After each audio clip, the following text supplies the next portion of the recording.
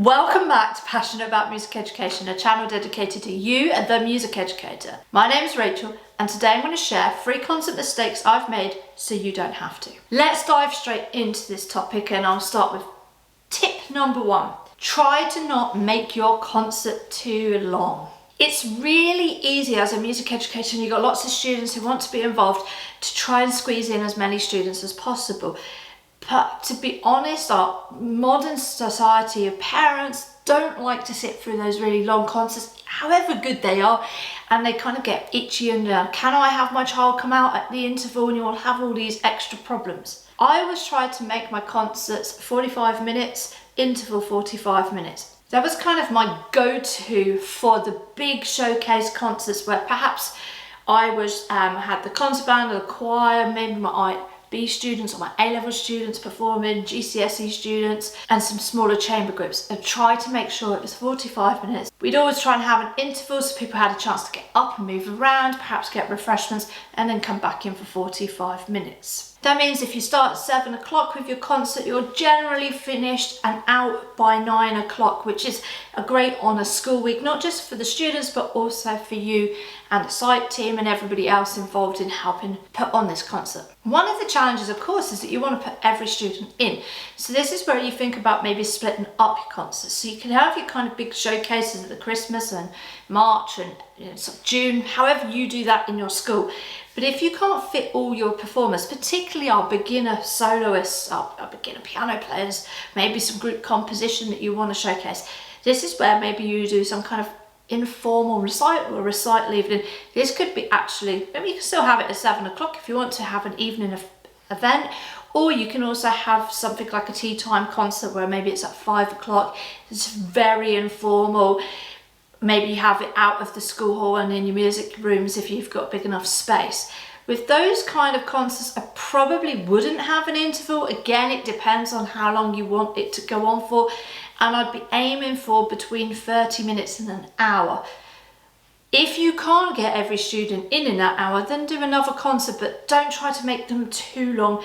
And if you're going to go to that hour or past that hour, try to then put the interval in. I did a concert one time where I actually wasn't going to do an interval at all, and when I sat down and worked out the length of the pieces and a couple of minutes to sort of introduce each piece, maybe change the set, I had underestimated how long that concert was. So parents did have to sort of sit for an hour and a half in that concert before they could get up. And if actually in that school they were sitting on these wooden benches rather than proper chairs, and I have to say they weren't the comfortablest piece of furniture to sit on, especially for a staff when we were sat in staff meetings. So I'm sure those parents were getting sort of quite uncomfortable. Luckily the concert was all our top end high ability students, so there were the quality of music was really amazing.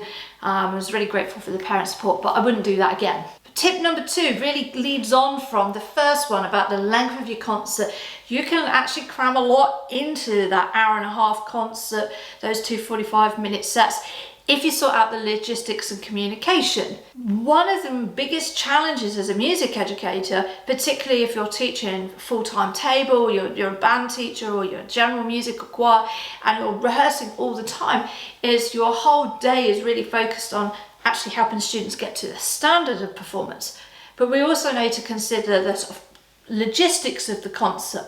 So that's your making sure letters go out to parents, you've got tickets, the office know, you've booked the venue, you've perhaps got people to do refreshments. My top tip for that is if anybody in the school is raising money for charity, maybe they're trying to go on some excursion or sporting event or some trip abroad, and they need to raise money, ask them to take over refreshments. They'll love it. They can be there. They can promote their event. They'll sell the refreshments. It takes a massive amount of pressure off of you trying to go to the shop and buy 1,000 cups or whatever it is. But really thinking about the planning of your concert is equally as important as the quality of music in it. Because even if your students are amazing and they do great performances, if you haven't organised how they get on the stage and how they get off, making sure everybody knows what they need to do, then you're actually going to have these awkward silences, awkward moments on the stage, and then of course you're going to get feedback on that, which generally can be quite unfair because people miss the fact that you've just done an hour and a half of magic with students, and they've done some amazing stuff and progressed hugely. But you know that because you see that on a daily basis. But your admin people may be a little less supportive and find an opportunity to criticise, which is a great shame. I really think the communication part is so important. You have to educate your non-music colleagues on what expectations are in terms of a concert. So if you have a dress rehearsal, then you need to let them know in advance and why it's important, have it on the calendar so that they can kind of plan around it. Now, if you're like me and you've taught in secondary school, you are always, it doesn't matter how much you communicate and share the rehearsal schedule and give everybody the information in advance, there will always be one teacher who won't let a kid out that lesson to rehearse. In that situation, you have a couple of choices. You either confront that teacher, which generally doesn't work, or you can rearrange your schedule, which may cause more confusion. But generally, if your kid is really good and they're okay, then they just don't come to the rehearsal, but you make sure that the chair's placed out for them and all the other stuff. Those are fights not worth having. And it doesn't matter how organised you are, how good at communicating, how efficiently supportive your senior management or admin are, there'll always be one teacher, and it's just let it go. I know it's unfair, and if it was their subject, they'd want that student, but you know, if they've got a test on that day that the child can't miss, it's not even worth fighting it. I think even if you have that situation, majority of staff will be super supportive and will know that you're rehearsing and will understand that students are coming out and will adapt their curriculum and their lessons to support that. So especially if you put in the rehearsal schedule the students that are going to be missing and what they're doing in that rehearsal. I often did like a grid, which I then gave to students, I gave to parents, I also gave to staff, and it was like the timing of the rehearsal, which group, where they needed to be, who was going to be in that group, and perhaps what we were doing. So maybe it was a soloist with the accompanist, it was the concert band, and they were running through the piece and the logistics of setting them up, and you know, practicing coming onto the stage and off and the bowing, that kind of type of stuff that yes, you can practice in the band room, but it doesn't feel the same once they go into a different venue. With our middle school and high school students, often they kind of get so used to performing in a band room or in a rehearsal room that they need to go into those bigger spaces to get used to the acoustics, because of course they're different. Don't undervalue the amount of communication that you're going to have to do to parents and to your students.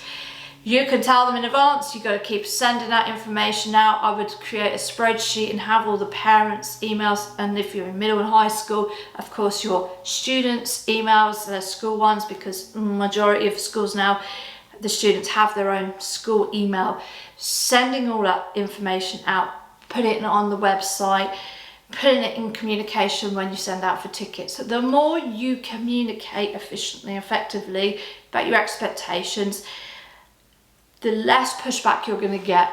You're always going to get one parent who hasn't read it, always going to get one parent who says that child can't come because they're going to go and visit grandma, etc. But the majority of your students and parents will be super supportive, particularly if you give them advance notice, because that child might be one of 4 children and they have such a busy schedule and they've got to kind of fit in how that works as a parent and the sort of logistics of it. The more notice we give and the better communication we share with parents, the easier that is for them and for us, and everybody is happy and everybody wins. And my final piece of advice is make sure you have a team and try and train that team, whether it's, if you're lucky enough to have a staff team who are going to come and help, that's brilliant. But often you might find in a small department you are reliant on your students. Use your older students, use them to help you with stage management, lighting, sound, front of house, refreshments if you need it,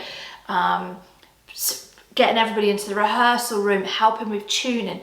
You cannot, as a music educator on those events, be in 100 places at once, and it doesn't matter how organised you are, you cannot do everything. You need a team and you need people to help you.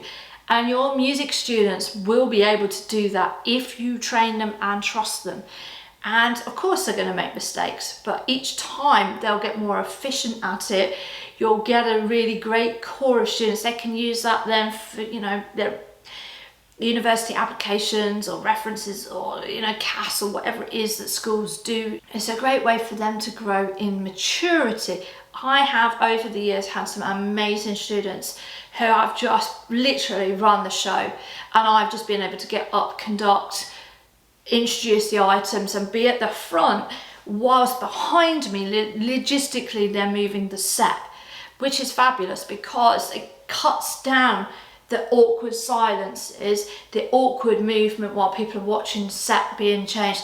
You can talk and explain all the great stuff that your students are going to do and why they're amazing, and then as soon as that's done you can turn around and conduct and go straight on. Cuts down lots of logistical awkwardness, but it also means that you can actually put more students into your performance. To do this, of course, you need to consider your programming. So if you're going to have a stage management team and you have to move equipment on and off the stage, if you are, you know, like myself, where you were teaching a lot of general music, you may have a small choir that's met at lunch times in the band, and you might have a string group. You might have your A-level student come and put a solo, and then perhaps they do a group number. However that looks, you need to plan your program accordingly. My top tip for that is any big set change, which for me was always when I had some form of concert band or orchestra performing but needed the most amount of chairs and stands and sort of set preparation. I either put them at the beginning of the first half or I put them at the beginning of the second half. That way the space was already set up. The students can come straight in and be ready, particularly in the interval when you might want to tune your band, get them all in position, they're set up, the music's set up. By putting those big groups at the beginning of the second half, all you're doing then is clearing the set, and your students will be able to do that pretty quickly while you're introducing whatever item you are doing next. In your stage management programming, you need to think about the flow of your concert again. You know, maybe something, if it's a solo, maybe you want to follow that by a duet or something different. You need to think about the stands, you need to think about microphone placement, and you also need to think about any extra equipment like amps, the piano accompanist. That needs to go into your stage management planning, your programming and logistics. If you do that, and then you give that to students, and again, if you've got a really bright group of students, they could actually sit down and plan that themselves and they'll think about it. Or as you do a dress rehearsal, if you get the luxury of that, you can go, okay, I want you to make notes, this is what I think it's going to be, but you need to make sure you count on how many chairs, how many stands. Are the performers holding the microphone, or do they want it on a stand? All of those little bits you won't remember, but your stage management crew do need to remember that. So if you're not in a position where you've got a huge team of staff who are going to be there to help, then of course you need to make sure you go through that process with your students so that they know. Try to keep the same students and then get them to train up somebody from a younger year. So if you've got, like I always had, sixth formers, so that's 17, 18-year-old students, I would get them to train up somebody who was in year 10, so the 14, 15-year-olds. They would get 2 years of training, and then they would be ready to take over once those students graduated. And what I always loved about my team of amazing stage management, light and sound, photographer, somebody filming, is some of those went on to do this as a career. I've had a number of students who went to university who studied sound engineering and lighting design because they had been doing it in the concert, and though they liked playing, they actually loved sort of the backstage stuff of the show just as much, and are now out in the world making a living out of doing those roles. So our job is not just about the performance, but it's also giving students the opportunity to experience all the roles within performing arts, so that we hope that some of them will consider that as a career. The most important part of doing any concert is to try to have fun, celebrate the students, celebrate the work that you've done with them, progress that they've made, and regardless of the feedback, and there'll always be feedback and things for us to consider. If you videoed the concert, it's always really good to watch that, because you will see the areas that you can just tweak or improve for the next event. Remember and celebrate what you do.